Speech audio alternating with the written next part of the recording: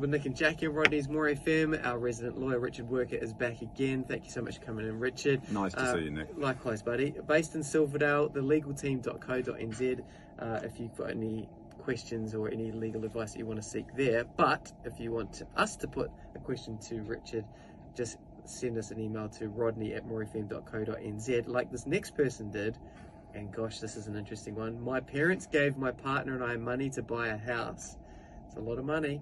We are now separating. Uh-oh. Can I get my parents' contribution back? It's a big question. It is a big question.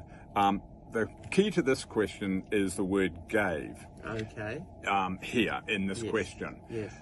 If the parents gave them money to buy a house, then there would be a very strong presumption that it would be treated as relationship property, Right. and each party would be entitled to a 50-50 split. Right. And we do see this more often than we want to, where following the split, the parents suddenly create this loan, not a gift, and there's no evidence of the gift Right. at all, but they try to maintain it, and I understand why, but it's just, you know, it is pretty scammy, to be absolutely honest. Well, this is going to be happening quite a lot, isn't it? Because of, especially with helping out with deposits and stuff like that. Yep. And Yep. yeah, so So that is right. So the way to do it, if you do want to protect that what would otherwise be a gift, is to actually do a loan to both parties, Right. so that your parents loan the money, and it doesn't have to be a registered mortgage. You can give a right to register a mortgage in the document, but if it is a loan, it is then a loan, and so you can, that the parents could then call it back on sale or whatever. Sure. The other way of doing it is that if one party is putting substantially more money into the purchase than the other, you could then do a relationship property agreement, so that you say, look, we're buying the house for, doesn't matter what, $800,000. My parents are lending us or gifting us, or me, $100,000. You do a relationship property to say that in the event of separation, and again, doing these agreements isn't, can be quite difficult to broach it, but it has to be done.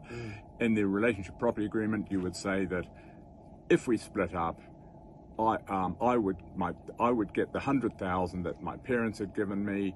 That would be my separate property, and everything else after payment of the mortgage and agents' fees and so on would then be relationship property. So there are ways to protect it, Sure. but it has to be done at the time the money is gifted or loaned, not afterwards trying to shore up that position. So it is tricky, to be honest. Yeah, it is tricky, and I guess it's the most important thing is to just be thoughtful about it, right? Absolutely. The problem also is relationship properties can cost, because you have to involve two lawyers, each party has to be separately advised, they can cost $2,000 or $3,000, and so it seems an awful lot of money to spend to protect what you hope you never have to protect. But equally, the old saying, it can be the cheapest money you spend. Yes. And maybe you can get your parents to sign it to pay for that if you want to do it. Well, that's true. Yeah, that is possible. True. Thelegalteam.co.nz, our resident lawyer Richard Worker, they're based in Silverdale. Go and check them out if you've got any extra questions, or if you have got a question that you want to put to Richard on air, go to rodney@morefm.co.nz and we can put those questions to him.